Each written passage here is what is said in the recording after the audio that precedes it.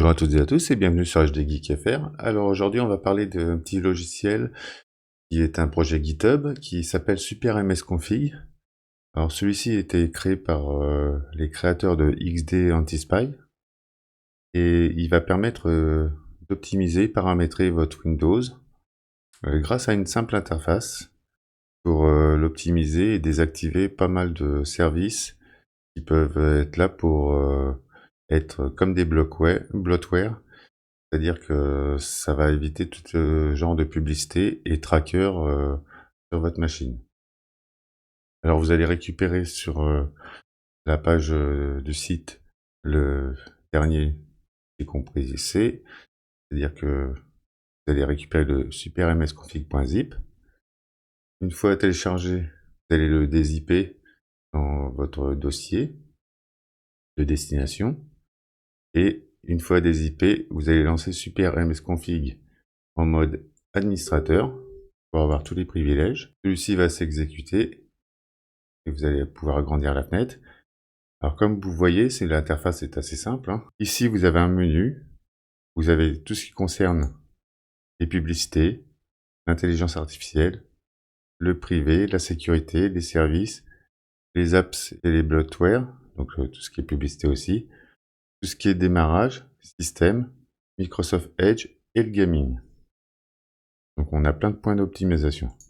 Donc ici vous faites Ads, vous faites Check. Automatiquement ici il va vous donner tout ce qui est en état bon pour lui. Vous pouvez demander à afficher seulement les mauvaises configs. Comme ça vous n'aurez pas une liste assez longue de soucis.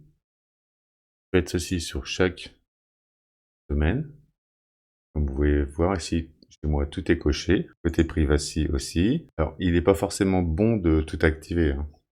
Vérifiez bien ce que vous activez. Vous voyez ici on peut désactiver les accès messagerie.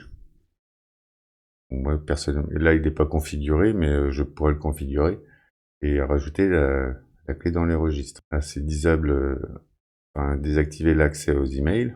Moi je peux le faire ici.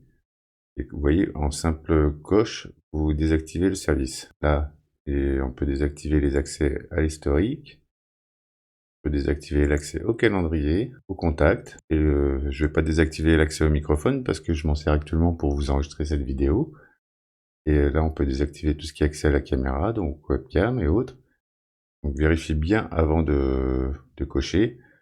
Et au cas où vous avez la possibilité de faire un revert. Donc vous revenez sur l'application et vous décochez le souci que vous avez. On peut désactiver l'envoi de rapport. On va pas désactiver les mises à jour. On peut désactiver l'application d'arrière-plan. Historique des locations. Activité. Je vais pas activer la télémétrie. Et vous faites ceci ainsi de suite pour chaque domaine. Je vais pas activer le firewall, ni activer Defender. Alors j'utilise un autre antivirus. C'est le contrôle de sécurité. Hop, vous avez compris un peu le fonctionnement. Là, il m'affiche tout parce que j'ai pas de problème à fixer. Idem pour ici. À vous de bien contrôler tout ce que vous voulez désactiver et autres. Donc, malheureusement, c'est en anglais, il n'y a pas de traduction en français. Mais bon, avec une bonne base d'anglais, vous arriverez à comprendre vraiment ce qui peut se passer. Vous voyez, là, par exemple, il me dit que j'ai pas activé la prise de contrôle à distance. Ça, je veux pas l'activer, justement. On peut demander à ce qu'on configure la restauration du système. Activer le démarrage rapide. Personnellement, je le conseille pas vraiment, car ça laissera le temps à Windows de charger vraiment tous les pilotes pour être stable. On va activer les mises à jour de Windows, autoriser les accès au registre, à Fetch. On lance dans un nouveau dossier le folder, le NAB Performance Monitoring, je vais le mettre. Là, c'est pour régler le service de redémarrage, idem pour elle. Désactive tout ce qui est activité de sponsoring. On ne veut pas demander à être traqué. On bloque les pop-up. On ouvre dans une fenêtre sécurisée et on désactive la sauvegarde des mots de passe. On va désactiver l'accès à mémoire, intégrité de mémoire. On peut désactiver la virtualisation. Une fois que ceci c'est fait, vous aurez juste à redémarrer votre machine et normalement les paramètres seront enregistrer. Vous avez un petit menu burger qui est situé en haut à droite, qui vous permettra d'avoir d'accès à plein d'informations de votre Windows, donc notamment système d'information, journal d'événements, accès au programme, les propriétés du système, etc., etc. Performance Monitor, Ressources Monitor, Task Manager et autres. Si vous voulez customiser l'apparence, il vous ouvrira la fenêtre d'accès pour modifier tous les systèmes d'apparence, ainsi de suite.